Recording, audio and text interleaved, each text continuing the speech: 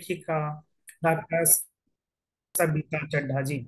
विश्व हिंदी सचिवालय मॉरिशस की महासचिव डॉक्टर माधुरी रामधारी जी। विश्व हिंदी सचिवालय मॉरिशस के उप महासचिव डॉक्टर शुभंकर मिश्र जी। संयुक्त अरब अमीरात से क्षेत्रीय कार्यालय एवं उत्कृष्टता केंद्र केंद्रीय माध्यमिक शिक्षा बोर्ड दुबई। संयुक्त अरब अमीरात में निदेशक डॉक्टर रामशंकर जी। संयुक्त राष्ट्र अमेरिका की हिंदी से प्यार है संस्था के संस्थापक श्री अनूप भार्गव जी। जाम्बिया के इंडियन स्कूल ऑफ लुसाका से हिंदी शिक्षिका झिली दास जी। मॉरिशस के लोरेटो कॉन्वेंट माहेबर्ग से हिंदी शिक्षिका तेबिसा गोकुलक लक्ष्मणन जी। बेल्जियम के घेंट विश्वविद्यालय से भाषावाचक हिंदी लियोन बान क्लेनेन ब्रोगेल जी। कार्यक्रम में भाग लेने वाले प्रतिभागी छात्र छात्राएं जाम्बिया से अध्या सिंह जी, मॉरिशस से लक्षणा सिंह बधुआ जी तथा बेल्जियम से भाग लेने वाले छात्र रो दब्बे जी। फेसबुक से जुड़े सभी सम्माननीय दर्शकों का हार्दिक अभिनंदन। विश्व हिंदी सचिवालय शिक्षा, तृतीयक शिक्षा, विज्ञान और प्रौद्योगिकी मंत्रालय मॉरिशस एवं भारतीय उच्चायोग मॉरिशस के तत्वावधान में तथा Indian school of Lusaka Zambia, Loreto convent Mahebourg Mauritius, Ghent विश्वविद्यालय बेल्जियम, क्षेत्रीय कार्यालय एवं उत्कृष्टता केंद्र केंद्रीय माध्यमिक शिक्षा board Dubai, intelligent mind trust Bharat और हिंदी से प्यार है अमेरिका के सहयोग से आयोजित हिंदी में अभिव्यक्ति भाग 22 में आप सभी का स्वागत है। कार्यक्रम को आरंभ करते हैं स्वागत भाषण से। मैं विश्व हिंदी सचिवालय की महासचिव डॉक्टर माधुरी रामधारी जी को स्वागत भाषण के लिए आमंत्रित करता हूं। आप अपने स्वागत भाषण एवं ज्ञानवर्धक शब्दों से हमें अनुग्रहित करें। आपका स्वागत है। हाँ, धन्यवाद प्रकाश जी। अध्यक्ष महोदया डॉक्टर सविता चड्ढा जी, शिक्षक एवं प्राध्यापक गण, ऑनलाइन जुड़े सभी हिंदी प्रेमियों, आप सबको सादर नमस्ते। हिंदी में अभिव्यक्ति की धारा अविरल रूप से बह रही है। इस धारा के साथ आज जाम्बिया, मॉरिशस और बेल्जियम के हिंदी शिक्षक एवं प्राध्यापक जुड़ रहे हैं। बहुत उमंग एवं उत्साह के साथ आप सबका मैं स्वागत करती हूँ। कार्यक्रम की अध्यक्ष महोदया प्रतिष्ठित साहित्यकार डॉक्टर सविता चड्ढा जी का विशेष स्वागत किया जाता है। आप हिंदी में लेखन के माध्यम से उत्कृष्ट अभिव्यक्ति करती रही है। एक विचार या एक भावना को कई अलग प्रकार से व्यक्त किया जा सकता है और इसका बहुत गहन अनुभव आपको प्राप्त है। 2 साल पहले अगस्त 2023 को विश्व हिंदी सचिवालय ने 2 दिवसीय अंतर्राष्ट्रीय हिंदी साहित्य सम्मेलन का आयोजन किया था, जिसमें आपकी सक्रिय भागीदारी हुई थी और हिंदी साहित्य में कहानी की भूमिका विषय पर आपने जो आलेख प्रस्तुत किया था वह हमें आज भी स्मरण है। विश्व हिंदी सचिवालय के सभागार में ही आपकी पुस्तक दशरथ महल का लोकार्पण भी किया गया था और उसी अवसर पर आपने सचिवालय के ग्रंथालय को अपनी पुस्तकों से समृद्ध किया था। आपसे भेंट करना मॉरिशस में हमारे लिए सौभाग्य की बात रही और आज विश्व हिंदी सचिवालय द्वारा आयोजित आभासी कार्यक्रम हिंदी में अभिव्यक्ति भाग 22 में आपके द्वारा अध्यक्षता हो रही है। यह हमारे लिए गर्व की बात है। बहुत ही खुशी के साथ मैं आपका इस कार्यक्रम में स्वागत करती हूँ। हमारे साथ जुड़ी हैं जाम्बिया से श्रीमती झिली दास जी और उनकी छात्रा अध्या सिंह जी। श्रीमती झिली दास जी की सहभागिता श्री राम शंकर जी के सहयोग से हो रहा है, जो दुबई में स्थित सीबीएसई के क्षेत्रीय ऑफिस के निदेशक हैं और उनके सहयोग से ही विभिन्न देशों में सीबीएसई के जो की जितनी भी पाठशालाएं हैं, उन पाठशालाओं के शिक्षक एवं विद्यार्थी बारी बारी से इस कार्यक्रम में भाग ले रहे हैं। श्री रामशंकर जी के प्रति हम बहुत आभारी हैं। और झीलीदास जी की मातृभाषा बंगाली है, परंतु उन्होंने बड़ी रुचि के साथ हिंदी सीखी और आज वे जाम्बिया में हिंदी पढ़ा रही हैं। उनका मैं स्वागत करती हूँ। उनकी छात्रा अध्यासी जो चौथी कक्षा की विद्यार्थिनी है, महाभारत यु के बालक अभिमन्यु की भूमिका से बहुत ही प्रभावित हैं। अभिमन्यु के बारे में पढ़कर वह गदगद गदगद हुई थी और आज अभिमन्यु की भूमिका पर ही और उनके चरित्र एवं व्यक्तित्व के संबंध में वे अपने विचार व्यक्त करने जा रही हैं। चौथी कक्षा की यह छात्रा, आपका हम स्वागत करते हैं। मॉरिशस नम के लोरेटो कॉन्वेंट कॉलेज मेबर्ग से जुड़ी है हमारे साथ श्रीमती देविशा गोकुलक लक्ष्मणन जी और उनकी छात्रा लक्षणा सिंह बांधवा जी। कई दशकों से लोरेटो कॉलेज मेबर्ग में हिंदी की पढ़ाई होती है। माध्यमिक स्तर पर ग्रेड 7 से लेकर ग्रेड 13 तक हिंदी और हिंदी साहित्य की भी पढ़ाई होती है। और तेविशा बहुत लगन के साथ विद्यार्थिनियों को हिंदी सिखाती है। लोरेटो कॉन्वेंट में पढ़ाने से पहले उन्होंने अलग स्कूल में भी हिंदी शिक्षण का कार्य किया था। और गैर शैक्षिक गतिविधियों में विद्यार्थियों को भाग लेने के लिए वह प्रोत्साहित करती रहती है, उन्हें तैयार करती रहती है। और उनके कार्य को देखकर हम बहुत प्रसन्न हैं। और इससे भी अधिक प्रसन्नता हमें हो रही है कि इस कार्यक्रम में देविशा जी और उनकी छात्रा उपस्थित हुई है और कुछ समय बाद उन्हें हमें सुनने का अवसर प्राप्त होगा। बेल्जियम से हमारे साथ उपस्थित हैं श्री लियो जी और उनके छात्र रो डिबा डिबावेई जी। दोनों का मैं स्वागत करती हूँ। लियो जी कई सालों से हिंदी शिक्षक के रूप में अपनी सेवाएं प्रदान कर रहे हैं गेंट विश्वविद्यालय में। और यहाँ पर मैं धन्यवाद करना चाहूंगी श्रीमती आरास्या पुणे जी को, जो वे भी इस मंच पर अभी इस कार्यक्रम में उपस्थित हैं। मेरा परिचय तो सबसे पहले डॉक्टर आरास्या पुणे जी से हुआ था, जिन्होंने बेल्जियम में हिंदी का अध्ययन किया और आगे चलकर उन्होंने हिंदी में अभिव्यक्ति विषय पर पीएचडी के स्तर पर भी शोध कार्य किया और अपना पीएचडी का शोध प्रबंध उन्होंने हिंदी में अभिव्यक्ति विषय पर ही लिखा है। तो बहुत ही उत्साह के साथ उनका मैं स्वागत करती हूँ। और उनके माध्यम से ही लियो जी और उनका विद्यार्थी आज हमारे सम्मुख कुछ प्रस्तुत करेंगे उनकी सहायता से। तो दोनों का और विशेषकर आरास्या जी का मैं स्वागत करती हूँ। इसके अलावा हमारे साथ जितने भी अतिथि जुड़े हैं और फेसबुक पर जितने भी लोग हमें सुन रहे हैं, देख रहे हैं, उन सब का मैं स्वागत करती हूँ। सबको अभिनंदन करती हूँ। सबको नमन है। धन्यवाद।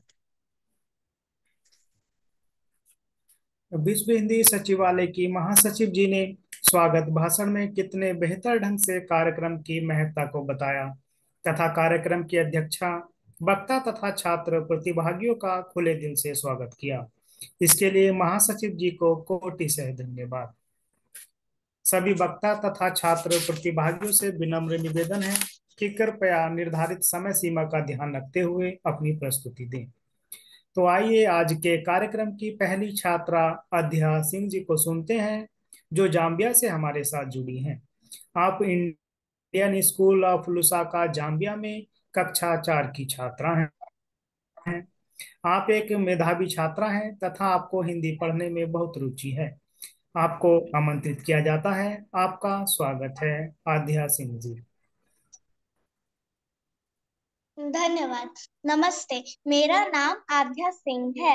मैं इंडियन स्कूल ऑफ विशाखा में कक्षा 4 की छात्रा हूँ। मैं महाभारत के 13वें दिवस की दास्तां इस कविता के माध्यम से सुनाने जा रही हूँ, क्योंकि मैं अभिमन्यु से बहुत ही प्रभावित हूँ। अभिमन्यु एक महान योद्धा थे।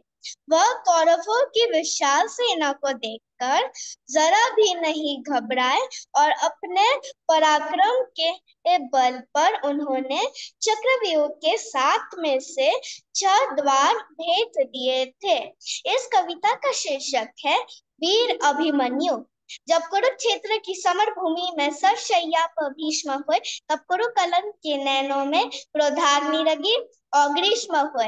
गुरुदेव बनेंगे सेनापति, ये चाल चली थी शकुनी ने, जिसमें फंसकर सब जूझ रहे वह जाल बुनी थी शकुनी ने।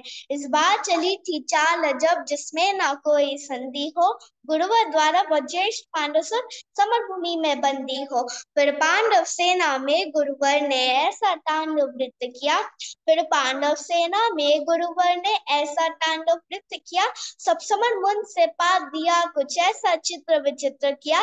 निज सेना की है दशा देख अर्जुन को क्रोध अपार हुआ, बज उठा कृष्ण का 5 जन्य, फिर गांडीव का डंकार हुआ।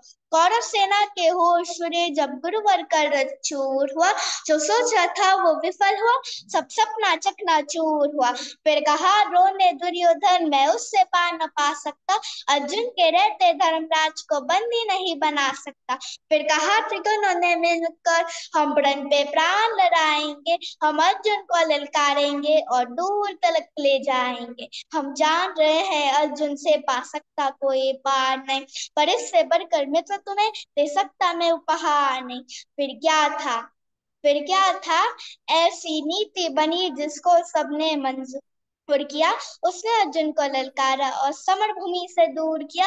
अर्जुन के जाते गुरुवर ने कुछ नवीन संरचना की, जिसका भेदन हो सके नहीं, उस चक्रव्यूह की रचना की। पांडव सेना भयभीत हुई, यह देख शत्रुदल सुखी हुए, जो सदा चांत्रित रहते थे वह धर्मराज भी दुखी हुए। सैन्य तात को दुखी देख फिर शेर बबर को जगना था, जो धनी धनुष के बनते थे उनको भी लाख रगड़ना था। है उम्र 18 बरस मगर ये बड़ा धनुष का धनु है उम्र 18 बरस मगर ये बड़ा धनुष का धनु है। सबने देखा कोई और नहीं, ये अर्जुन सुध अभिमन्यु है। मैं इसका भेदन कर दूंगा, यह भेद कर मैं सुना हुआ। दादाजी चिंता दूर करो, यह सुन साहस सुगना हुआ। फिर अभिमन्यु के पीछे ही कुछ तेज चले, कुछ धीम चले, कुछ पैदल घोड़े रथ सवार, ले गदा गदाधर भीम चले। अभिमन्यु को ना रोक सका, वो द्वार से पार हुए, पर आज द्वार पर जर्जर था, चारों भाई लाचार हुए। अभिमन्यु ने मुड़कर देखा, अभिमन्यु ने मुड़कर देखा, पीछे ना कोई अपना था, पर विचलित तनिक ना हुआ वीर, ऐसा ही उसका सपना था। वो एक भिड़ा संग कोयले झुंड का झुंड था, रासों से फटने लगी धरा जब मुंड मुंड पे मुंड गिरा। दुर्योधन दुशासन विकर्ण कृतवर्मा अश्वत्थामा को गुरु द्रोण कर्ण को हरा दिया, फिर मारा शकुनी मामा को। सबने देखा वंगराज रथ से धरा पर पड़ा मिला, सबने देखा वंगराज रथ से धरा पर पड़ा मिला। कुछ चेत हुआ तो भाग गया, वो दूर सभी को खड़ा मिला। फिर दुर्योधन हुआ कुपित, ले सबका नाम पुकारा है, सब इसे साथ मिलकर मारो, ऐसा आदेश हमारा है। फिर एक साथ भिड़ गए सातों ने ऐसा काम किया, रथ और साथी को मारा, घोड़ों का काम तमाम किया। तलवार थी जब टूट गए तो रथ के छक्के उठा लिए, फिर रथ के टूटे छक्के से कितनों के छक्के छुड़ा दिए। यह देख अधम दुशासन ने तब सर पर गदा प्रहार किया, गिर गया धरा पर वीर, तभी पीछे से उसने वार किया। सब युद्ध नियम को भूल गए और ऐसा अत्याचार किया, फिर बारी बारी से सबने उसके सीने पर वार किया। समय आपत की लीला है, मैं कृष्ण लिखूं घनश्याम लिखूं, कितनों को धूल चटाया है, कितने कुर्बों के नाम लिखूं। शब्दों में सहज सुशीलापन, अब कविता को विश्राम लिखूं, मैं उस बालक अभिमन्यु को अंतिम बार प्रणाम लिखूं। धन्यवाद।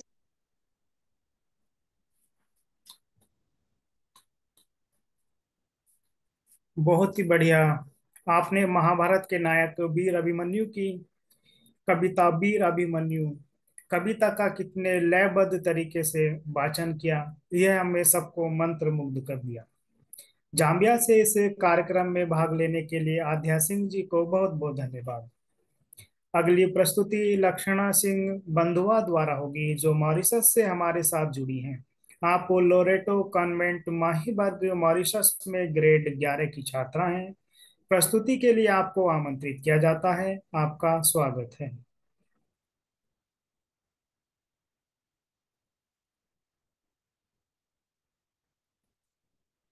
लक्षणा सिंह बंधुआ जी को लोरेटो कॉन्वेंट माहेबर्ग मॉरिशस से आमंत्रित किया जाता है।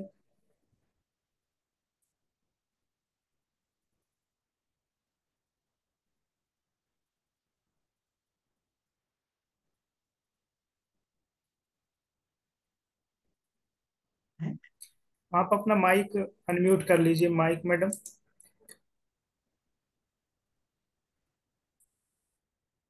सभी को सादर प्रणाम। मेरा नाम लक्षणा सिंह बंदुआ है। मैं लोरेटो कॉलेज में पढ़ती हूँ। मैं 11वीं कक्षा की छात्रा हूँ। मैं बचपन से ही हिंदी भाषा से परिचित रही हूँ। मुझे संगीत में रुचि है।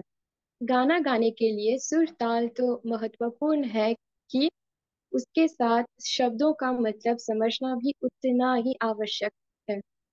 हिंदी भाषा का संगीत से गहरा संबंध है। भाषा और संगीत एक दूसरे से अटूट रूप से जुड़े हुए हैं।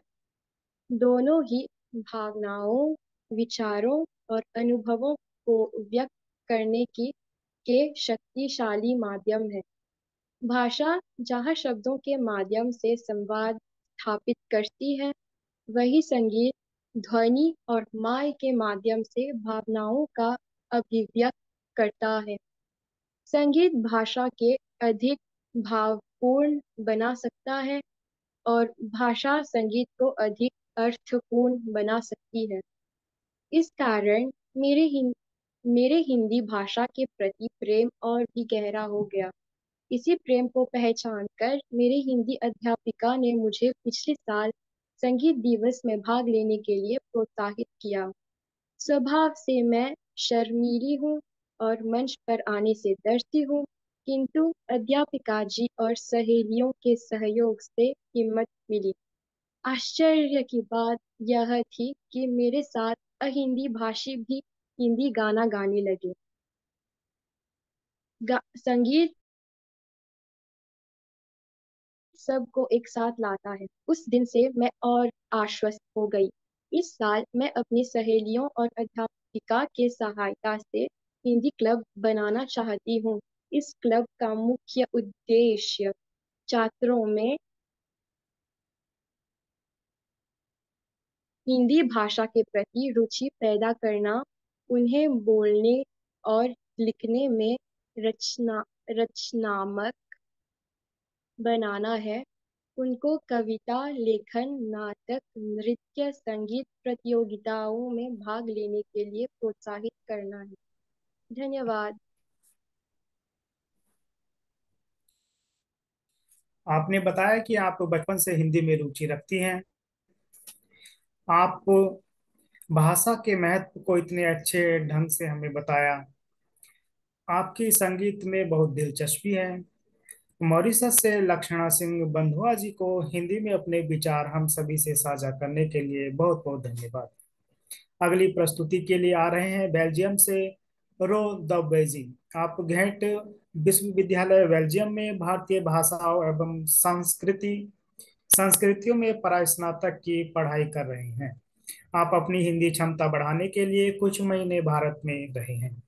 आपको संस्कृत, हिंदी तथा अन्य भारतीय भाषाएं, सांस्कृतिक परंपराएं, पश्चिमी और पूर्वी ज्ञान और उसका संबंध, संस्कृतियों के अंतर और धर्म के विषयों में बहुत रुचि है। आपका स्वागत है, रो दब्बे जी। जी धन्यवाद। सभी लोगों को प्रणाम। क्या मेरी आवाज़ आप लोगों को आ रही है? ठीक है। जी तो मेरा नाम है रो दबावे। मैं बेल्जियम से हूँ। मेरा पैदा बेल्जियम में हुआ, और घेंट में ही हुआ। घेंट बेल्जियम में एक शहर है जिसमें विश्वविद्यालय है। अम, और इस विश्वविद्यालय में भारतीय पढ़ाई जाती है, ऐसे कह सकते हैं।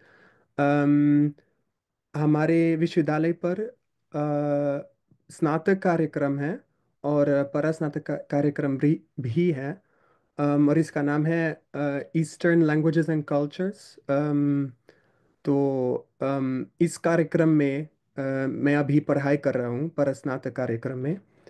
अम, परास्नातक कार्यक्रम से पहले 3 साल स्नातक कार्यक्रम में पढ़ाई की, जिसमें हिंदी, संस्कृत, भारत परिचय, भारत के बारे में, संस्कृति, धर्म, राजनीति, इन सब के बारे में पढ़ाया जाता है। अम, तो अब तक कुल 5 साल से हिंदी सीख रहा हूँ। और हिंदी सीखने में बहुत दिलचस्प लगता है मुझे। बहुत अच्छा लगता है। और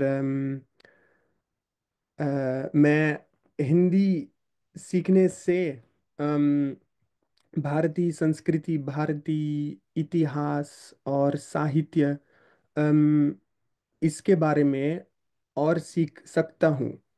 अम, हिंदी सीखने से बहुत और कुछ सांस्कृतिक परंपराओं के बारे में सीख सकते हैं। और जो भारतीय ज्ञान है जीवन के बारे में, और जो साहित्य है, जो इतिहास है, जो बहुत कुछ या जिससे बहुत कुछ सीख सकते हैं, अम, ये हिंदी से ही सीख सकते हैं एक प्रकार से, क्योंकि हिंदी इतनी बड़ी भाषा है। भारत में बहुत लोग बोलते हैं, और भारत के बाहर भी बहुत लोग बोलते हैं।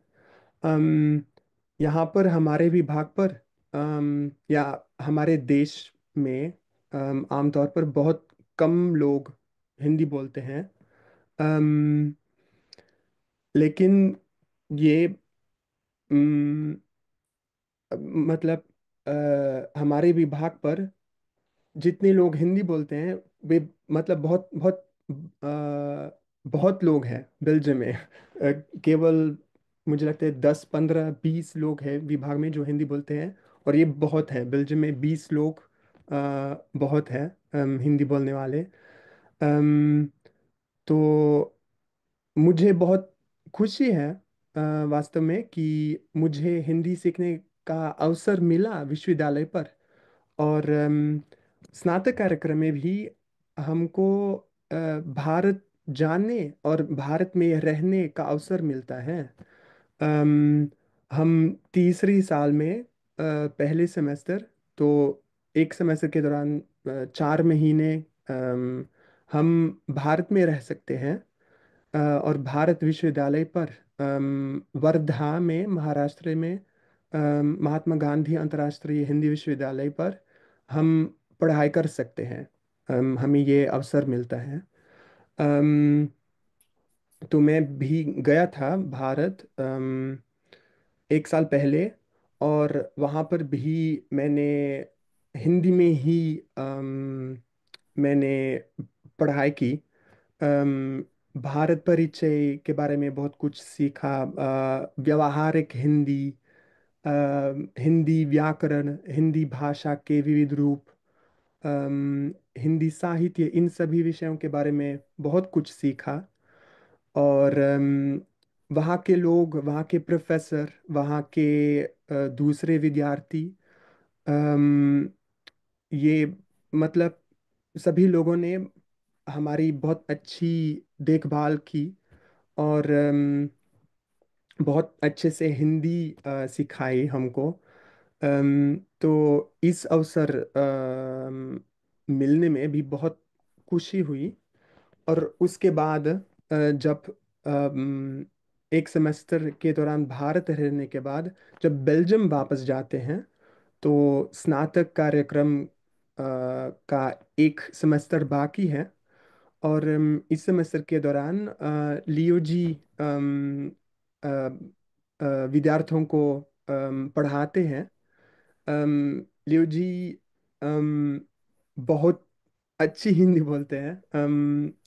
मतलब एक्चुअली ऐसा लगता है कि जब भारत से वापस जाते हैं बेल्जियम को, तो ऐसा लगता है कि यहाँ भी भारतीय व्यक्ति आ गए हिंदी बोलने के लिए या हिंदी सिखाने के लिए। अम, लियो जी भारतीय व्यक्तियों के जैसे हिंदी बोलते हैं। अम, तो ये भी बहुत अच्छा अभ्यास है हमारे लिए।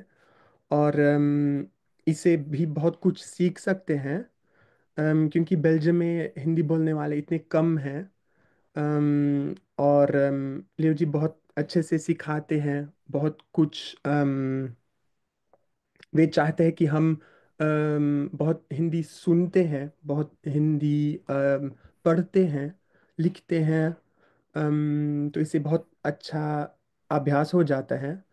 अम, और आमतौर पर मुझे अम, हिंदी सीखने में और भारत जाने में बहुत खुशी हो जाती है, बहुत दिलचस्प लगता है मुझे। तो मैं सभी लोग जो हिंदी सिखाते हैं, जो हिंदी भाषा अम, के बारे में या हिंदी कोश लिखते हैं, और जो सारे अध्यापक हैं, मैं उन सभी लोगों को धन्यवाद कहना चाहता हूँ। और जो लोगों ने भी आज ये कार्यक्रम स्थापित किया, उन लोगों को भी बहुत धन्यवाद। जी।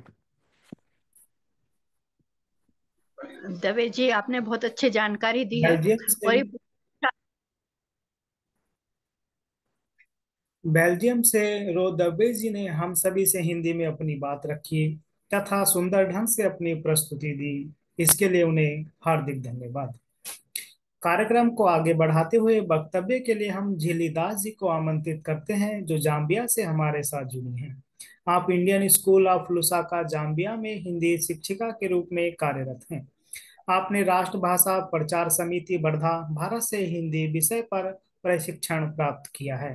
वक्तव्य के लिए आपको आमंत्रित किया जाता है। आपका स्वागत है, झिल्ली दास जी। धन्यवाद। सबसे पहले मैं इस कार्यक्रम का अध्यक्ष और डॉक्टर माधुरी रामधारी सिंह जी का धन्यवाद करना चाहूंगी। इस मंच से जुड़े सभी को मेरा सादर प्रणाम। मुझे खुशी है कि मुझे इस मंच से जुड़ने का मौका मिला है, और इसके लिए मैं अपनी विद्यालय की प्रधानाचार्य मिसेस मुरुगप्पन का भी आभार प्रकट करती हूँ। मैं हूँ झीली दास। मैं इंडियन स्कूल ऑफ लुसाका में हिंदी विषय की अध्यापिका। इंडियन स्कूल ऑफ लुसाका 2018 में जाम्बिया में स्थापित हुआ। हमारे स्कूल में मुझे छोड़कर और भी कुछ हिंदी की शिक्षिकाएं हैं, जो विद्यार्थियों को हिंदी भाषा और साहित्य में ज्ञान प्रदान करते हैं। अब मैं आज के विषय पर चर्चा करना चाहूंगी। आज का जो विषय है कि कक्षा के अंदर और कक्षा से बाहर हम अपने विद्यार्थियों को किस तरह से तैयार करते हैं ताकि वो अपने विचार हिंदी में अभिव्यक्त कर सके। हमारे विद्यालय में हम विद्यार्थियों को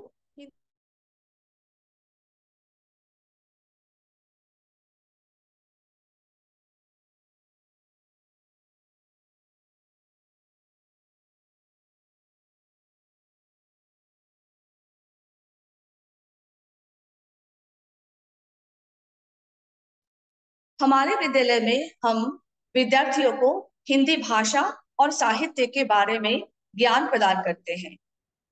प्रत्येक कक्षा के लिए अलग अलग योजनाएं बनाते हैं और उसमें हिंदी लेखन, पठन, पाठन का नियमित रूप से अभ्यास कराया जाता है। शब्दों के उच्चारण और उसकी अभिव्यक्ति पर खास ध्यान दिया जाता है। हमारी कोशिश ये है कि बच्चे ज्यादा से ज्यादा सही बोले। विद्यार्थियों को कहानियों में बहुत रुचि है।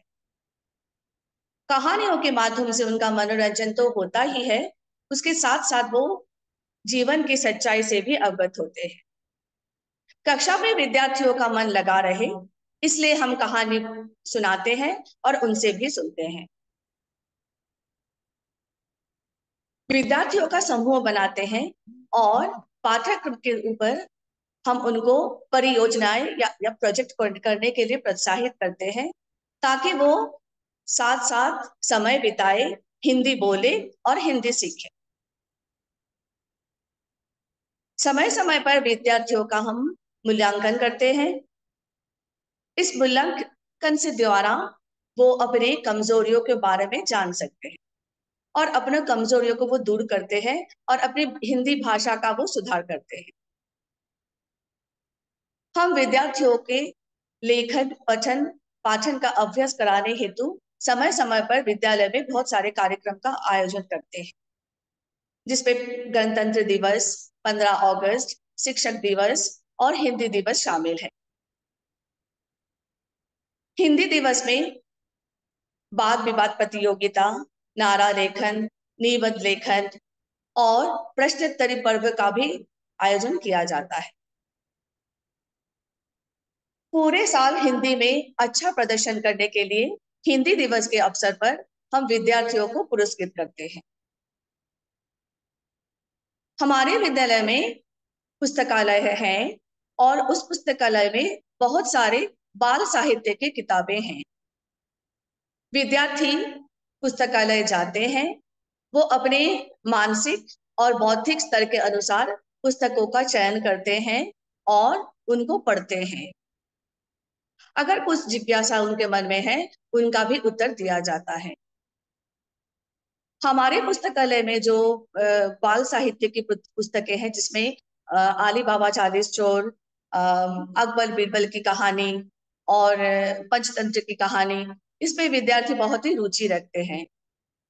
इन पौराणिक कहानियों से विद्यार्थी खेल खेल में बहुत कुछ सीखते हैं और अपने व्यक्तित्व का भी निर्माण करते हैं।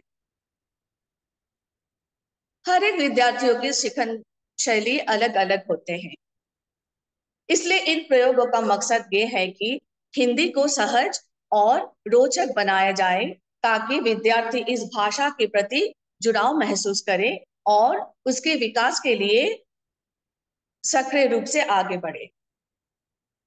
विद्यालय में हम विद्यार्थियों का मार्गदर्शन कराते हैं और उनकी सहायता करते हैं, ताकि वो हिंदी के प्रति उत्साह महसूस करे और आत्मविश्वास मिले। सभी श्रोताओं को मुझे सुनने के लिए धन्यवाद। नमस्कार। इस सूचनापरक वक्तव्य के लिए जाम्बिया से झिल्ली दास जी को बहुत बहुत धन्यवाद। अगले वक्तव्य के लिए हम तेविसा गोकुलक लक्ष्मणन जी को आमंत्रित करते हैं, जो मॉरिशस से हमारे साथ जुड़ी हैं। आप लोरेटो कॉन्वेंट माहेबर्ग मॉरिशस में हिंदी शिक्षिका के रूप में अपनी सेवाएं प्रदान कर रही हैं। वक्तव्य के लिए आपको आमंत्रित किया जाता है। आपका स्वागत है। धन्यवाद। सभी को सादर प्रणाम।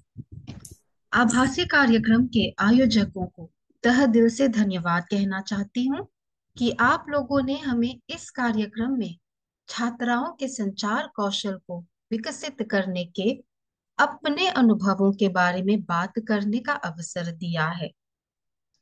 मैं तेविशा लोरेटो माध्यमिक पाठशाला मेबर्ग की हिंदी शिक्षिका हूँ। पिछले 6 सालों से वहां काम कर रही हूँ। मैंने विश्वविद्यालयी स्तर पर बीए जॉइंट ऑनर्स हिंदी और अंग्रेजी किया है। मेरे अनुभव के अनुसार छात्रों के संचार कौशल को बेहतर बनाने के लिए सबसे पहले हमें यह समझना जरूरी है कि संचार सिर्फ भाषा का उपयोग नहीं है, बल्कि यह विचारों की स्पष्टता, और प्रभावी तरीके से लोगों के सामने प्रस्तुत करने की कला है। पहली बात जो मैंने सीखी वह यह थी कि छात्रों को एक सुरक्षित और सहयोगात्मक वातावरण प्रदान करना अत्यंत जरूरी है। सुनना संचार के सबसे महत्वपूर्ण पहलुओं में से एक है। कक्षा में प्रवेश करते समय नमस्ते बच्चों, आप कैसे हैं से अभिवादन करती हूँ तो छात्राएं सुनती हैं और उनको पता है कि उनको भी उसी उत्साह के साथ अभिवादन करना है। पाठशाला में जहां से भी गुजरती हूँ, छात्राओं के मुंह से अनायास ही नमस्ते अध्यापिका जी निकल जाता है। मैंने छात्राओं को यह सिखाया है कि संचार का मतलब सिर्फ बोलना नहीं, बल्कि दूसरों की बातों को सुनकर उन पर प्रतिक्रिया भी देना है। दूसरा है बोलना। शुरुआती कक्षाओं में अर्थात ग्रेड 7 में छात्राओं को पुनः स्वर, मात्रा, व्यंजन सिखाती हूँ। जब विद्यार्थिनियां सही उच्चारण सीख जाती हैं, तब हम लिखना शुरू करते हैं तथा बाकी व्याकरण के कार्य आरंभ करते हैं। इसके पश्चात छात्राएं पढ़ना आरंभ करती हैं। ग्रेड 7 से ग्रेड 9 तक मॉरिशस में शिक्षा मंत्रालय द्वारा छात्राओं को पुस्तक मिलती है। हिंदी की पुस्तक के पाठों के बाद मौखिक प्रश्न होते हैं। कक्षा में बारी बारी से पाठ पढ़ती हैं और अध्यापिका द्वारा पाठ के विषय से जुड़े मौखिक प्रश्न पूछे जाते हैं। कोशिश यही होती है कि छात्राएं पूरे वाक्य में उत्तर दें और वे बिना किसी डर या आत्मसंकोच से अपने आप को व्यक्त कर सकें। पाठ्यक्रम को पूरा करने के अलावा गैर शैक्षिक गतिविधियों का आयोजन करते हैं। उनको अपनी कला दिखाने का अवसर मिलता है। स्वतंत्रता दिवस हो या संगीत दिवस या विश्व हिंदी दिवस या कोई भी प्रतियोगिता, उनको भाग लेने के लिए प्रोत्साहित करते हैं। इन गतिविधियों ने उनके संचार कौशल को न केवल बेहतर किया, बल्कि उन्हें एक मंच पर अपनी बात रखने का आत्मविश्वास भी प्रदान किया। 10वीं कक्षा से 13वीं कक्षा की छात्राएं हिंदी प्रेमी तो हैं ही, क्योंकि इन्होंने हिंदी भाषा को विषय के रूप में चुना है। यहाँ पर कठिनाई का स्तर तो बढ़ता ही है। मैं उनको शब्दकोश प्रयोग करने के लिए प्रोत्साहित करती हूँ। कक्षा में खुद ही 2-3 शब्दकोश लेकर जाती हूँ। छात्राओं को बंद कक्षा से बाहर पाठशाला के प्रांगण में लेकर जाती हूँ। उनको प्रकृति से जुड़े शब्द लिखवाती हूँ। जब उनको शब्द नहीं आता है, उनको शब्दकोश में ढूंढने को कहती हूँ। उनको शब्द अंग्रेजी में आती है तो जो अंग्रेजी से हिंदी वाले शब्दकोश हैं उनका प्रयोग होता है। चाहे इस कार्य में समय लगे, हम साथ मिलकर काम करते हैं। वैसे तो आसानी से सब कुछ एक क्लिक पर उपलब्ध है, किंतु मेहनत करके जो संतुष्टि मिलती है वह कहीं और नहीं, और शब्द आजीवन याद रहते हैं। इसी के साथ समाप्त करती हूँ। धन्यवाद। इस ज्ञानवर्धक वक्तव्य के लिए मॉरिशस से तेविसा गोपुलक लक्ष्मणन जी को बहुत बहुत बधाई। अगले वक्तव्य के लिए हम आमंत्रित करते हैं बेल्जियम से लियोन वान क्लेनेन ब्रुगेल जी को। आप गेंट विश्वविद्यालय बेल्जियम में भाषावाचक हिंदी के पद पर कार्यरत हैं। आपने हिंदी तथा संस्कृत में एमए की डिग्री प्राप्त की है। आपको पढ़ाई के लिए भारत जाने का अवसर मिला। आप 2017 से बेल्जियम में अपनी मातृभाषा प्रवासियों को पढ़ा रहे हैं तथा इसके अलावा आप घेंट विश्वविद्यालय में स्नातक तृतीय वर्ष के विद्यार्थियों को हिंदी भी पढ़ाते हैं। वक्तव्य के लिए आपका स्वागत है लियोबान जी। नमस्कार सबको।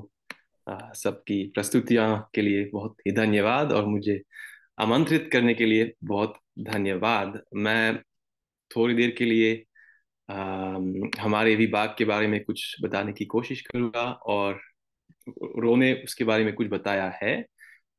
और मैं अपनी हिंदी सिखाने, हिंदी पढ़ाने की ढंग के बारे में कुछ बताने की कोशिश करूंगा। तो मैं थर्ड बैचलर्स को हिंदी पढ़ाता हूँ, तो तीसरे साल में हैं, 3 साल से हिंदी पढ़ रहे हैं। हफ्ते में शुरुआत में शायद 6-7 घंटे सीखते हैं, तीसरे साल में सिर्फ 4.5 घंटे, तो बहुत कम है। और दो पहले सालों में पूरे व्याकरण सीख लेते हैं और दैनिक जीवन के बारे में बात करना भी सीख लेते हैं। तो उसके बाद तीसरे साल में अगर चाहते हैं, अगर जा सकते हैं, तो पहले सेमेस्टर में वार्ड जा सकते हैं, और वो भी महात्मा गांधी अंतर्राष्ट्रीय हिंदी विश्वविद्यालय में, जैसे रोने बता चुका है। तो अगर जा सकते हैं उनके लिए बहुत अच्छी बात है, क्योंकि लगातार हिंदी सुनने का मौका मिलते हैं, और अगर ज्यादा डर नहीं है उनको बोलने के लिए, तो खूब बोल भी सकते हैं अध्यापकों के साथ या दूसरे विद्यार्थियों से। अम, तो अगर जाते हैं आमतौर पर उनके लिए बहुत अच्छी बात है। अगर नहीं जाते हैं तो पहले सेमेस्टर भी मेरे साथ कक्ष में बैठते हैं। और मैं तो कोशिश करता हूँ कि शुरुआत ही से हिंदी में बोलता हूँ उनसे। तो कभी कभी उनको लगता है कि अच्छा, ये क्या हो रहा है, मैं समझ नहीं पा रहा हूँ, बचाओ बचाओ। लेकिन धीरे धीरे मैं स्पष्ट करने का प्रयास करता हूँ कि बहुत जरूरी है कि शुरुआत से अम, डर को तोड़ करके बात करना पड़ता है। तो वो मेरे ख्याल से बहुत जरूरी है। उसके अलावा मेरे ख्याल से भी बहुत जरूरी है कि रोज सुनते हैं। तो सुनना मेरे लिए नंबर 1 है। देखिए, हमारे बच्चे स्टूडेंट्स जो आते हैं, उनकी मातृभाषा तो डच है, और हिंदी डच से बहुत दूर है। तो अगर अंग्रेजी या जर्मन या फ्रेंच सीखते हैं, तो शुरुआत ही से कुछ ना कुछ समझते हैं, कुछ ना कुछ जानते हैं। लेकिन हिंदी सीखने में ऐसा नहीं है। तो उनके लिए ऐसा है कि जब एक छोटा छोटा सा बच्चा, छोटा बेबी पहली बार के लिए जबान सीख रहा है, तो वो भी सुनता रहता है, देखता है, माँ की मुंह को देखता है, और ऐसे भी सीखता है। और अम, एक भाषा तो सिर्फ अम, शब्द नहीं है, वाक्य नहीं है, व्याकरण नहीं है, लेकिन उसके साथ भी कार्य आता है, और बातचीत, लोगों से मिलना, साथ साथ कुछ करना। तो मुझे लगता है कि ये भी बहुत जरूरी है। तो मैं कोशिश करता हूँ कि उनको व्यावहारिक हिंदी सीखूं, ताकि जब भारत जाते हैं, रिक्शा वाला से थोड़ा बातचीत कर सकते हैं, या बस में जब बैठते हैं, कोई पड़ोसी है, उनसे मुलाकात हो सकता है। अम, उनके विचार व्यक्त कर सकते हैं, या साथ साथ न्यूज़पेपर पढ़ सकते हैं, उसके बारे में कुछ बता सकते हैं, वगैरह वगैरह। तो मैं उनको प्रोत्साहित करता हूँ कि गेंट शहर में कोई हिंदी बडी खोजे। जो रोने बताया था कि बेल्जियम में बहुत कम लोग हैं जो हिंदी बोलते हैं, वो सच है। लेकिन भारतीय लोग तो खूब आए हैं, और वे भी ढूंढ सकते हैं। और उनसे मिलके, अगर हफ्ते में महीने में कई बार मिलते हैं और बस बात करते हैं, सुनते हैं, तो वो बहुत अच्छी बात है। तो उसके अलावा अम, मैं मैं आशा करता हूं कि तीसरे साल के अंत में वे उनकी व्यक्तिगत रुचि और हिंदी भाषा सीखने अम, का मिलन मिल सकते हैं। कि हिंदी सीखना बस हिंदी सीखना नहीं होगा, लेकिन हिंदी के द्वारा कुछ सीख सकते हैं। ऐसे हिंदी एक माध्यम बन जाता है जिसके द्वारा भारतीय संस्कृति के बारे में या कुछ और के बारे में कुछ सीख सकते हैं। मुझे लगता है कि ये भी बहुत जरूरी है। अम, बस ओके। और मुझे भी लगता है कि कोई भी भाषा सीखने में, लेकिन विशेष में हिंदी में, कि भाषा सीखना एक भीतर की यात्रा है। तो हम अपने आप के बारे में भी कुछ खूब भी सीख सकते हैं। तो कक्षा में क्या करते हैं? हम समाचार सुनते हैं, देखते हैं, पढ़ते हैं, व्यक्तिगत रुचि के अनुसार कुछ पढ़ते, सुनते, देखते, लिखते हैं। यूट्यूबर्स फॉलो करते हैं, उसके बारे में बात करते हैं। राय व्यक्त करना सीख सकते हैं। एक धार्मिक प्रवचन सुनते हैं, उसके बारे में कुछ बोलते हैं, लिखते हैं। वीडियोस के छोटे छोटे हिस्से को ट्रांसक्राइब करते हैं जब इंटरव्यू हो रहा है या कोई बात कर रहा है। कई लेख लिखते हैं, आपस में वीडियोस शेयर करते हैं और उसके बारे में राय देते हैं। कभी कभी साथ साथ एक प्रोजेक्ट भी बनाते हैं, जैसे वीडियोस बनाना या पॉडकास्ट या कुछ भी हो सकता है। और उपन्यास भी पढ़ते हैं, मंतो हो या प्रेमचंद हो, वगैरह वगैरह। तो मुझे लगता है कि 7 मिनट से ज्यादा बोल रहा हूँ, माफ कीजिएगा, लेकिन मैं सोचता हूँ कि संक्षेप में बोल पाया हूँ जो हम आमतौर पर कहते हैं। बहुत ही धन्यवाद आपके ध्यान के लिए। बहुत अच्छा। आपके हिंदी सिखाने का प्रयास बहुत ही सराहनीय है।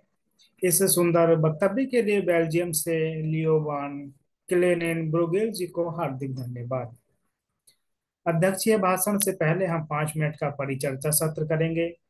परिचर्चा सत्र के लिए मैं विश्व हिंदी सचिवालय की महासचिव डॉक्टर माधुरी रामधारी जी को आमंत्रित करता हूं।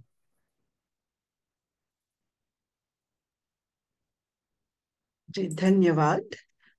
तो हम सब ने मिलकर दो छात्राओं और एक विद्यार्थी को सुना। अध्या ने बहुत सुंदर ढंग से अभिमन्यु के कार्य पर आधारित एक कविता प्रस्तुत की। उसके बाद लक्षणा ने बताया कि संगीत के माध्यम से वह हिंदी सीख रही है, गानों को समझने के लिए और सही ढंग से गीत प्रस्तुत करने के लिए हिंदी उनकी सहायता कर रही है। और फिर रो ने हमें बताया कि वह हिंदी कैसे सीखता आ रहा है और क्यों सीख रहा है और हिंदी सीखने में उसे कितने लोगों ने सहायता की है। तो इन तीनों छात्रों को सुनने के बाद जब अध्यापकों को सुनने की बारी आई, तो झीली जी ने, तेविशा जी ने और लियो जी ने तो हमें आनंदित कर दिया। संचार किसे कहते हैं, तेविशा ने बखूबी बताया और झीली जी ने स्पष्ट किया कि उनके विद्यालय में अनेक गतिविधियों के माध्यम से विद्यार्थियों को हिंदी में अच्छी तरह से अपने विचार व्यक्त करने का अवसर प्रदान किया जाता है।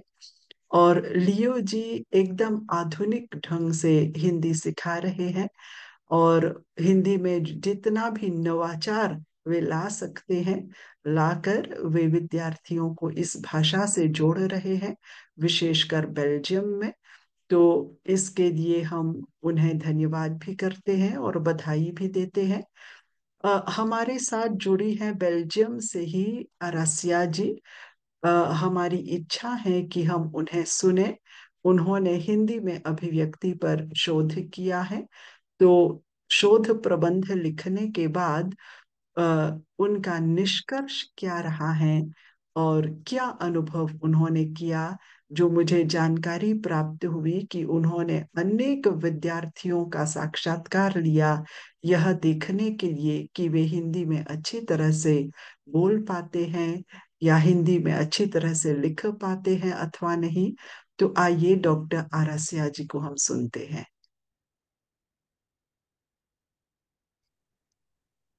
नमस्कार। अम, मैंने कोई तैयारी नहीं की, क्योंकि मुझे ऐसा लगा कि मैं आज बात नहीं करूंगी। मैं इस हफ्ते में काफी बीमार थी। यहाँ पे बेल्जियम में, यूरोप में काफी सर्दी हो रही है, तो अभी बीमारियों का सीजन आ गया है।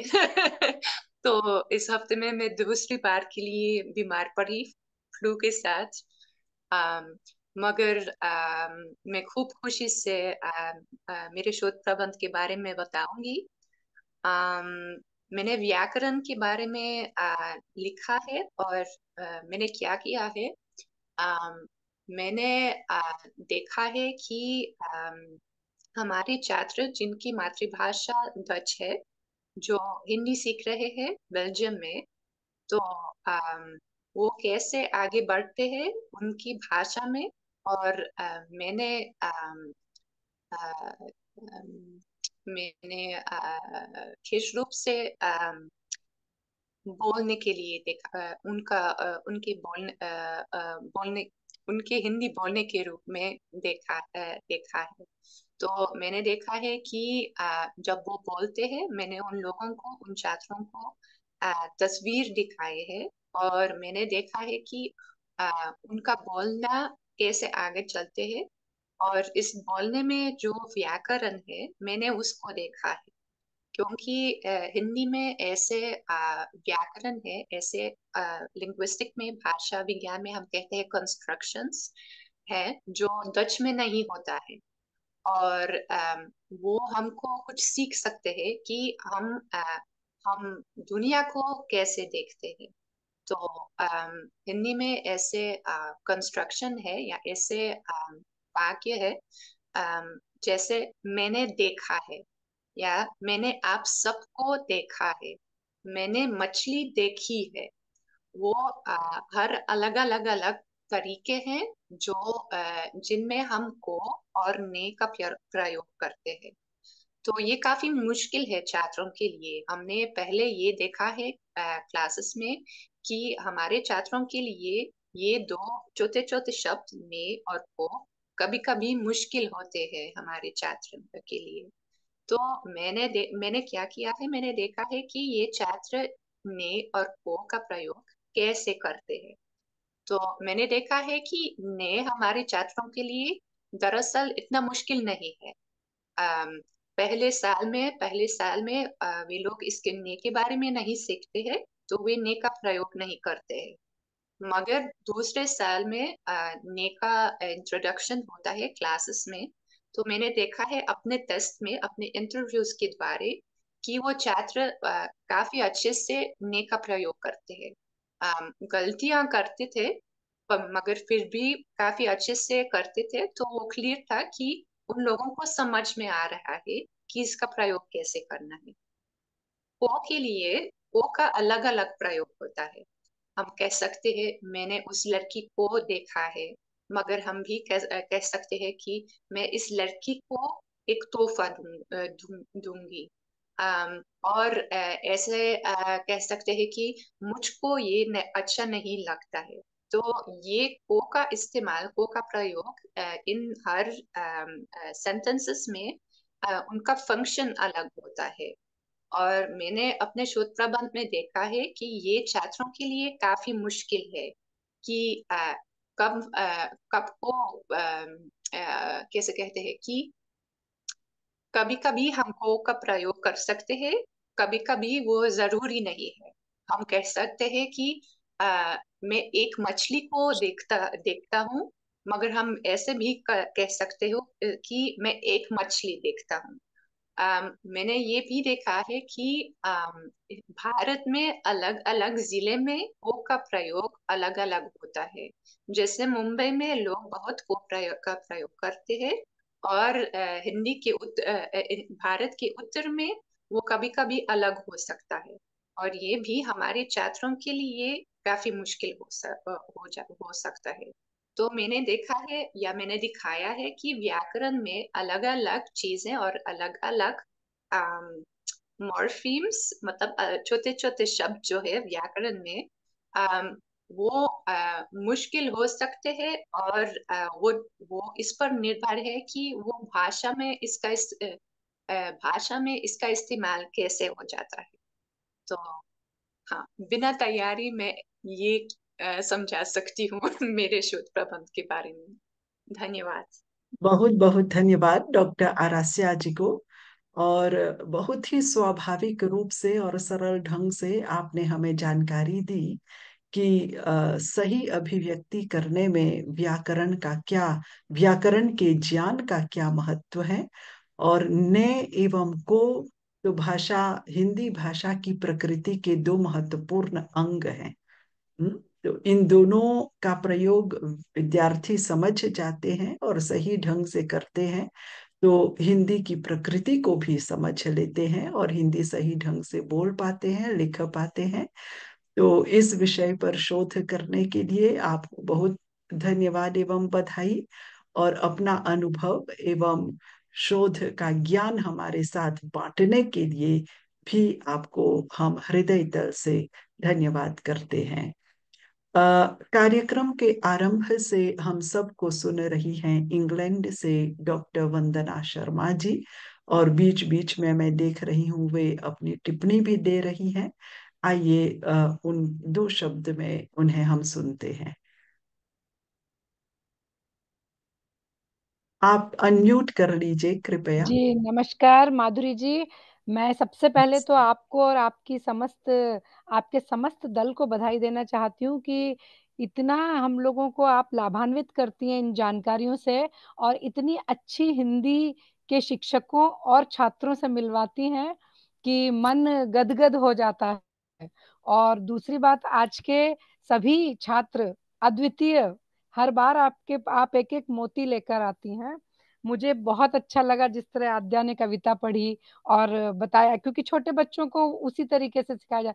सभी शिक्षक जो हैं, तीनों शिक्षक, जिलीदास, लियो जी और तेविशा जी, इन सबकी अपनी अपनी अपने अपने तरीके हैं, मेथोडोलॉजी है जो उस उम्र के बच्चों के लिए आवश्यक है।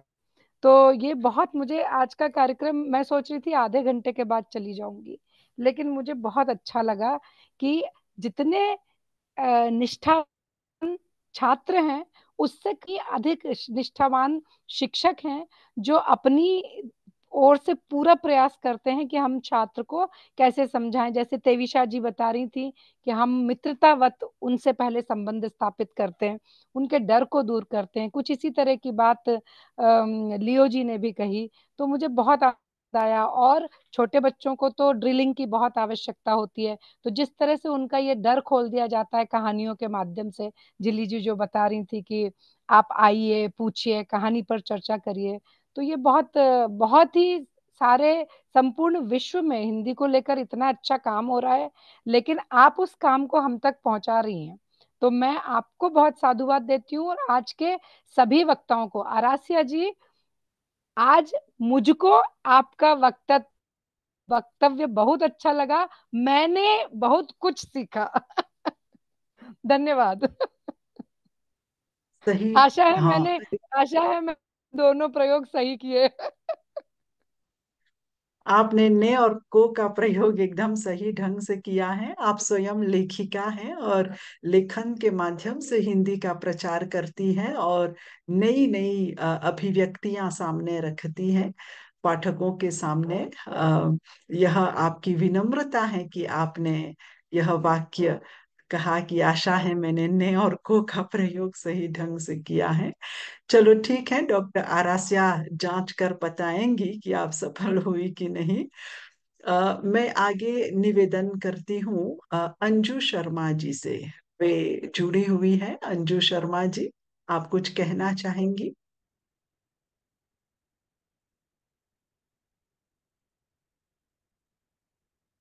नहीं।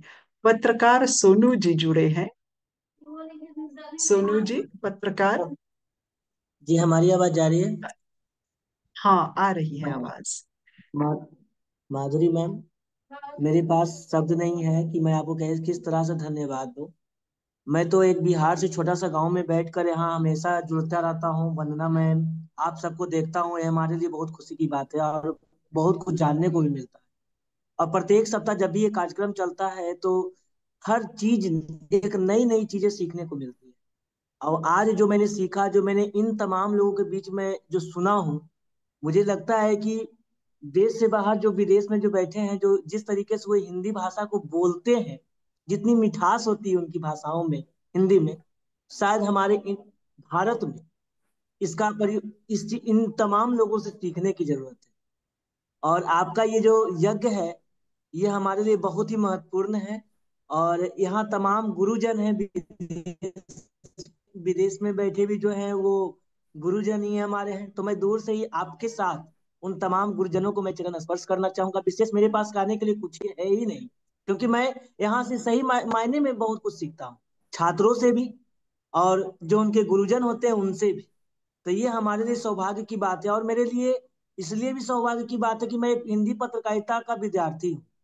और हिंदी पत्रकारिता के विद्यार्थी होने के नाते हमारे लिए ये बहुत ही ज्यादा जरूरत हो जाता है कि हम अपने हिंदी भाषा के बारे में विशेष तौर पर जानें। तो ये हमारे लिए बहुत बड़ी बात है। और दूसरी बात, तो जो आज इस कार्यक्रम की अध्यक्षता कर रही हैं सविता मैम, उनका उनके बारे में मैं कुछ भी नहीं कर सकता। उनका मैं कई कार्यक्रम में भी सुना हूँ, आज भी यहाँ उनका अध्यक्षीय उद्घोषण सुनने को मिलेगा। ये लिए मेरे लिए भी बड़ी बात होगी। बहुत बहुत माधुरी मैम, बहुत बहुत आभार और चरण स्पर्श। धन्यवाद। आपका भी आत्मिक आभार सोनू जी। हर 2 सप्ताह में आप हमारे कार्यक्रम को बड़े लगन के साथ आप अपनी सहभागिता देते हैं, सुनते हैं बहुत ध्यान से। और आपके माध्यम से भी हमने कई लोगों को जाना है, पहचाना है। बहुत धन्यवाद। आपने डॉक्टर सविता जी का नाम लिया, तो आइए अब हम देर नहीं करते हैं। मैं प्रकाशवीर से अनुरोध करती हूँ कि वे डॉक्टर सविता चड्ढा जी का परिचय देते हुए उन्हें सादर आमंत्रित करें। मैं क्षमा चाहती हूँ। परिचर्चा सत्र में जी मैं हाँ, सिर्फ 1 मिनट प्रकाश, जी 1 30 मिनट। सेकंड बस, मैं सविता जी को नमस्कार करना भूल गई कार्यक्रम के आरंभ में। वो आज की अध्यक्षा हैं, तो अब मैं नमस्कार करती हूँ। अच्छा, बहुत धन्यवाद। हाँ, प्रकाश जी। परिचर्चा सत्र में भाग लेने के लिए सभी विद्वज्जनों का हार्दिक धन्यवाद। अब बढ़ते हैं अध्यक्षीय भाषण की ओर। हिंदी में अभिव्यक्ति विषय की उपयोगिता पर प्रकाश डालते हुए अध्यक्षीय भाषण के लिए आमंत्रित है डॉक्टर सविता चड्ढा जी, जो भारत से हमारे साथ जुड़ी हैं। आप एक प्रतिष्ठित साहित्यकार एवं लेखिका हैं। आपने एमए हिंदी तथा एमए अंग्रेजी के अलावा पत्रकारिता, विज्ञापन और जनसंपर्क में डिप्लोमा किया है। आपकी अभी तक कुल 53 पुस्तकें प्रकाशित हो चुकी हैं। आपकी कहानी पर शोध कार्य किए जा रहे हैं तथा वर्तमान में शोध कार्य चल भी रहे हैं। आपकी 3 बाल कहानियां कक्षा 6, 7 और 8 के पाठ्यक्रम में पढ़ाई जाती हैं। एनसीईआरटी के लिए भी आपकी बाल कहानियों का चयन किया गया है। आपने कई देशों में साहित्यिक अनुष्ठानों में सहभागिता की तथा अपने आलेख प्रस्तुत किए। आपको साहित्य गौरव सम्मान के अतिरिक्त देश के प्रतिष्ठित कई संस्थानों से लगभग 70 से अधिक सम्मान प्राप्त हो चुके हैं। अध्यक्षीय भाषण के लिए डॉक्टर सविता चड्ढा जी को हम आदर सहित आमंत्रित करते हैं। आपका स्वागत है महोदया। मैडम, आप अनम्यूट कर लीजिए। जी जी। सबसे पहले तो बहुत बहुत प्रणाम करती हूँ जो भी इस पटल के माध्यम से मुझे सुनेंगे और जुड़े हुए हैं। तो हिंदी में अभिव्यक्ति भाग 22 के आज के इस कार्यक्रम में शामिल होकर मैं बहुत बहुत प्रसन्न हूँ। मैं बहुत आभार करती हूँ आदरणीय माधुरी रामधारी जी का, आ, कि आपने मुझे इस कार्यक्रम के साथ जोड़ा है और इतने अच्छे जो मतलब विद्यार्थियों को और शिक्षकों को जो सुनने का मुझे अवसर मिला है। तो मैं ये कह सकती हूँ कि आपने हिंदी की अलग जगह रखने के लिए जो आपका ये प्रयास है, मैं बहुत प्रसन्न हो रही हूँ कि आज हम हिंदी का बीज जिन बच्चों में बोया जा रहा है और जो शिक्षक उनको पढ़ा रहे हैं, ये बहुत बड़ा काम है और आप इसको देश दुनिया में प्रचारित प्रसारित कर रहे हैं अपने इस कार्यक्रम के माध्यम से। तो आपको मैं बहुत बहुत शुभकामनाएं और बधाई देना चाहती हूँ।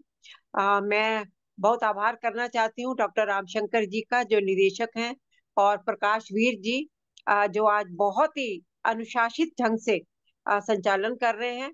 आपको भी मैं बहुत बहुत सराहना करती हूँ आपकी। और डॉक्टर शुभांकर मिश्र जी हमें मिले थे मॉरिशस में, उनको भी प्रणाम करती हूँ। आपके सभी लोगों को मैं सादर प्रणाम करती हूँ और फिर से एक बार आभार करती हूँ। और मैं ये बताना चाहती हूँ, आज मैंने आध्या सिंह जी को सुना और देखिए मैंने लक्षणा सिंह, रो दब्बे, झिल्ली दास जी, फेविश, गुकुलक और लियोवन कलनेन ब्राजील से, आपके मैंने जो आत्मीयता भरे शब्द सुने हैं, चाहे वो कविता थी चाहे संगीत पर वक्तव्य था, रामधारी माधुरी जी ने बहुत विस्तार से जिन लोगों ने बोला है उन पर बात की है। मैं भी कहना चाहती हूँ कि आपके इन आत्मीयता भरे हिंदी के प्रति प्रेम को देखकर मैं बहुत गदगद हो गई हूँ और मैं बहुत ही आज अच्छा महसूस कर रही हूँ कि मैंने आप सबको सुना है और मैं बहुत ही प्रभावित हुई हूँ। एक बात मेरे मन में आ रही है, हमें कुछ लोगों ने यहाँ वक्तव्य में कहा भी है, जब हम हिंदी दिवस का कभी उपयोग करते थे, मनाते थे अपने, तो लोग कहते थे कि अरे आप हिंदी दिवस क्यों मनाते हैं। तो मैं उनको एक जवाब हमेशा दिया करती थी। मेरा मन है आज इस मंच के माध्यम से भी मैं अपनी बात कहूं कि हम स्वतंत्रता दिवस मनाते हैं, गणतंत्र दिवस मनाते हैं, हम अपने जन्म दिवस मनाते हैं, हम बहुत सारे समारोह करते हैं। तो क्या हिंदी के सम्मान के लिए, हिंदी को श्री वृद्धि के लिए, क्या हम हिंदी दिवस या ऐसे आयोजन नहीं कर सकते? आज का ये जो आयोजन है, मैं ये मान रही हूँ कि आपने इससे पहले जितने आयोजन किए हैं और जो आयोजन आप आगे करेंगी हिंदी के प्रचार प्रसार में, हिंदी को स्थायित्व देने के लिए, आपके ये प्रयास बहुत ही, वंदना जी ने और बहुत लोगों ने कहा कि आप बहुत अच्छा है। तो मैं आज जुड़ी हूँ तो मुझे बहुत ही अच्छा लग रहा है कि आपके इस सराहनीय प्रयास के लिए मैं आपको बधाई और शुभकामनाएं देती हूँ। मैं अब जो अगर हिंदी की अभिव्यक्ति, हिंदी में अभिव्यक्ति पर अपनी बात करती हूँ, तो मैं कहती हूँ कि जिस हिंदी की लोकप्रियता के लिए विश्व में जागरूकता है, जिस हिंदी ने पूरे विश्व को अपने एक सूत्र में बांधा हुआ है, और जिस हिंदी ने भारतवर्ष ही नहीं विश्व के कई नागरिकों के दिल पर अपना अधिकार रखा है, तभी तो आज हिंदी सब जगह पढ़ाई जा रही है। और मुझे खुशी है कि मैं उसी हिंदी की एक सेविका के रूप में 40 वर्ष से अधिक मुझे कार्य करने का अवसर मिला है। मैंने 1980 में मैं पर्यटन मंत्रालय में हिंदी अनुवादक बन गई थी, राजभाषा विभाग में। फिर मैं आपको बताती हूँ इसमें मैंने जितने भी कार्य किए, मान लीजिए अभिव्यक्ति के कितने ही माध्यम मेरे सामने आए। पर्यटन मंत्रालय में रही और फिर मुझे फाइनेंस समित वित्त मंत्रालय जो है हमारा भारत सरकार का, मुझे वहां पे वरिष्ठ अनुवादक के रूप में कार्य करना पड़ा और मैं वहां पर राजभाषा विभाग में रही।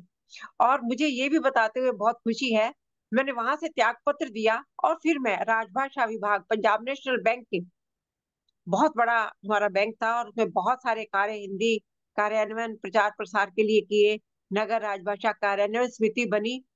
तो मैं उस बैंक में राजभाषा विभाग के रूप में मैंने 1985 में कार्यभार ज्वाइन कर लिया और 2013 में मैं वहां से सेवानिवृत्त हुई।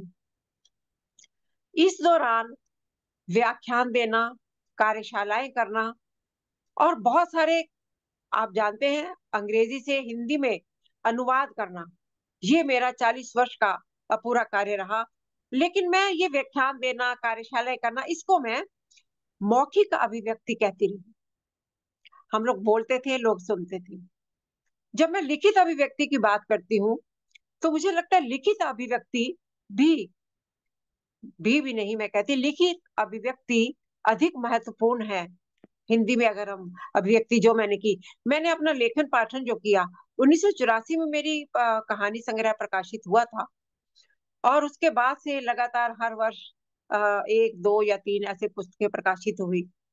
और 2013 के बाद तो मैं कह सकती हूँ कि मेरा लेखन जो था, रिटायरमेंट के बाद जब सेवानिवृत्ति हो गई, तो मैं पूर्ण रूपेण अपना जो भी मेरा अभिव्यक्ति के साधन रहे, चाहे वो पत्रकारिता पर मेरी पुस्तकों का प्रकाशन था।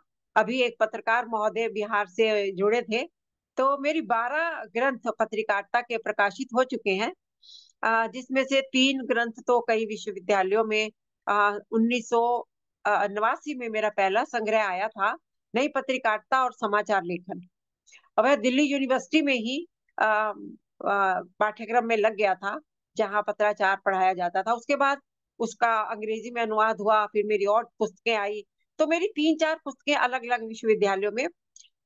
ये बहुत ही बड़ा विस्तार है। मैंने उसमें जो हमारे अभिव्यक्ति के माध्यम थे, जितने भी पत्रकारिता के रूप थे, उस पर मैंने बहुत विस्तार से लिखा। आज तो समय सीमा है, तो मैं उसके बारे में आपको ज्यादा नहीं कह पाऊंगी, लेकिन मैं अभिव्यक्ति की बात करती तो मुझे ये बताते हुए भी बहुत अच्छा लगता है कि मौखिक अभिव्यक्ति आज से नहीं, बहुत पहले से है।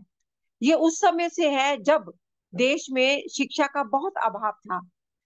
समाचार पत्र तो निकलते थे, लेकिन अशिक्षित थे लोग, पढ़ नहीं पाते थे। उन दिनों क्या होता था, मौखिक अभिव्यक्ति, चबूतरों पर, चौराहों पर लोग इकट्ठे हो जाते थे और कोई एक शिक्षित व्यक्ति समाचार पत्रों को पढ़ता था और उसको सुनने वाले लोग। आप जानिए कि ये जो हमारा मौखिक अभिव्यक्ति का साधन है, स्वतंत्रता दिलाने से लेकर अपने अधिकारों की प्राप्ति तक, न जाने कितने वर्षों से ये हमारा अभिव्यक्ति का साधन जो है बड़ा ही महत्वपूर्ण रहा है। और मैं ये भी कहती हूँ कि अगर हिंदी में अभिव्यक्ति एक लोकप्रिय ऐसा माध्यम बन गया है जिसे पूरे विश्व ने आज अपना लिया है। अभी संगीत की बात हुई, चाहे वह संगीत हो, चाहे वह साहित्य हो, चाहे व्यापार हो, चाहे वो फिल्म उद्योग हो, हिंदी हम आज सबके लिए मान, सम्मान और ये शान का प्रतीक बन गई है। आज हिंदी किसी पर आश्रित नहीं, हम सबके लिए। देखिए, जब हिंदी का कोई संगीत आता है, आज कहाँ कहाँ नहीं जा रहा हिंदी का संगीत हमारा, हिंदी के गाने, हिंदी की फिल्में। तो ये जो माध्यम है हिंदी का, ये अभिव्यक्ति के माध्यम पूरे विश्व में आज फैल चुके हैं। और देखिए, और मैं एक और बात कहती हूँ, प्रारंभ में मैंने जो पत्रकारिता के सिद्धांत और स्वरूप और पत्रकारिता पर जो मेरे ग्रंथ थे, उसमें मैंने शांति पत्रकारिता की भी बात की थी। उस समय नहीं की थी, लेकिन आज मैं शांति पत्रकारिता पर भी लिख रही हूँ। अभिव्यक्ति का सबसे श्रेष्ठ माध्यम होने जा रहा है। पूरे विश्व में आज शांति पत्रकारिता की जरूरत है, और मुझे लगता है कि इसको केवल हिंदी में ही नहीं, जब मैं हिंदी में लिखूं तो इसका और भाषाओं में भी पूरे देश तक पहुंचे और पूरे विश्व में प्रेम रहे। मैंने एक पूरा ये लेख लिखा है, इसमें मैं थोड़े से अंश ही पढ़ रही हूँ, और मैंने लिखा है कि विश्व प्रेम का सेतु है हिंदी। विश्व प्रेम का, पूरे विश्व में अगर प्रेम आ सकता है तो वो केवल हिंदी से। और मैं एक बात बताती हूँ कि यदि मेरा अभिव्यक्ति का माध्यम हिंदी नहीं होता तो मैं इतने देशों की यात्रा ही नहीं कर पाती। मैंने कितने देशों की यात्रा की है, और इसका श्रेय मैं अपने हिंदी के लेखन को देती हूँ। मॉरिशस में भी मेरा 2 वर्ष पूर्व आना हुआ था, जापान में गई मैं, श्रीलंका भी गई, न्यू जर्सी गई, बहुत सारे देशों में, जापान गई, जहां भी गई हूँ। अभी बेल्जियम से भी कितने लोग, देखिए, शिक्षक, विद्यार्थी, हिंदी का बोल इतना बाला है और हिंदी का वर्चस्व इतना स्थायी और इतना आत्मीयता भरा हो गया है कि मैं जहां जहां गई हूँ, मुझे हिंदी दिखी है, पूरे देशों में हिंदी दिखी है।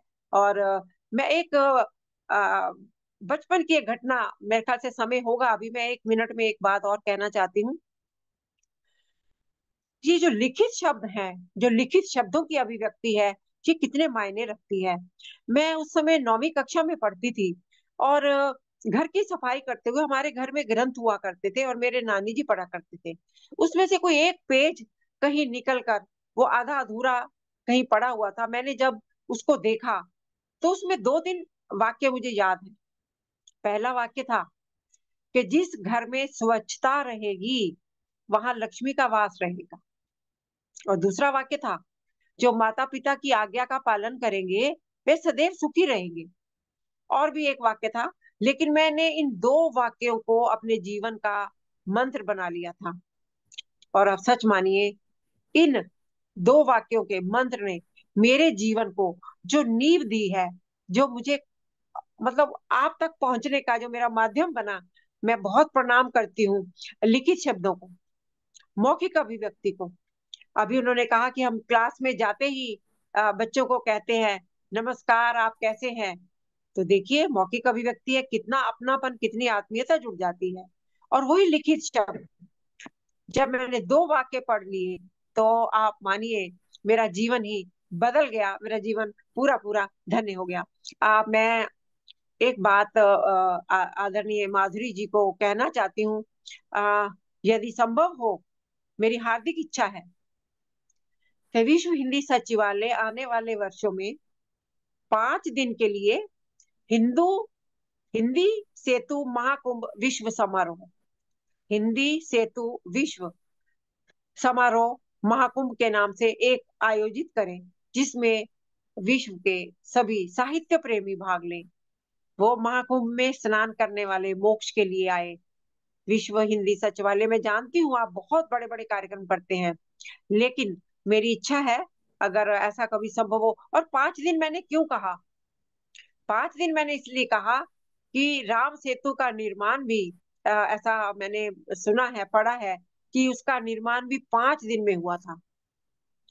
तो क्या हम एक विश्व प्रेम का जो सेतु है हिंदू, उसके लिए अब हिंदी जो सेतु बनने जा रहा है, बना हुआ है, उसको और समृद्ध करने के लिए एक हम 5 दिवसीय समारोह का आयोजन विश्व हिंदी सचिवालय अगर कर ले तो मुझे बहुत प्रसन्नता होगी।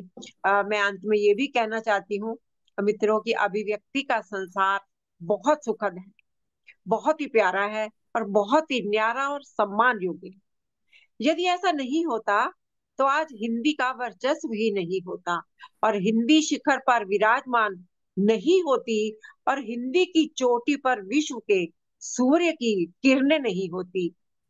मित्रों, आज का ये जो आयोजन है विश्व हिंदी सचिवालय का, इसी जो प्रयास है उसकी दिशा में एक बहुत ही सराहनीय कदम है और जिसके लिए मैं सचिवालय को, विशेषकर माधुरी रामधारी जी को बहुत बहुत शुभकामनाएं देती हूँ, बहुत बधाई देती हूँ और धन्यवाद करती हूँ कि आपने मुझे इसमें अवसर दिया बात करने का। पत्रकारिता पर लिखे ग्रंथों पर भी मेरा मन था बात करने का, लेकिन मुझे लगता है कि समय भी बहुत हो गया है, हम लोग 8:30 बजे ही जुड़े हैं। और मैंने आज जिनको भी सुना है मैं उन सबको भी बहुत बधाई देती हूँ, अद्या जी की कविता संगीत पर, और जिन शिक्षकों ने पढ़ाई जिस तरह से वो करवाते हैं, मैं उनके प्रति भी नतमस्तक हूँ। मैं चाहती हूँ कि आप अपने इस कार्य को और आगे बढ़ाएं और हिंदी को और ऊंचा और ऊंचा और ऊंचा ले जाते जाएं, ऐसी मेरी शुभकामनाएं हैं। मैं हिंदी की एक सेविका हूँ, लेखिका हूँ। और माधुरी जी, आपका बहुत बहुत धन्यवाद करती हूँ, आपने मुझे अवसर दिया अपनी बात कहने का। बहुत बहुत शुभकामनाएं, बहुत धन्यवाद, बहुत धन्यवाद।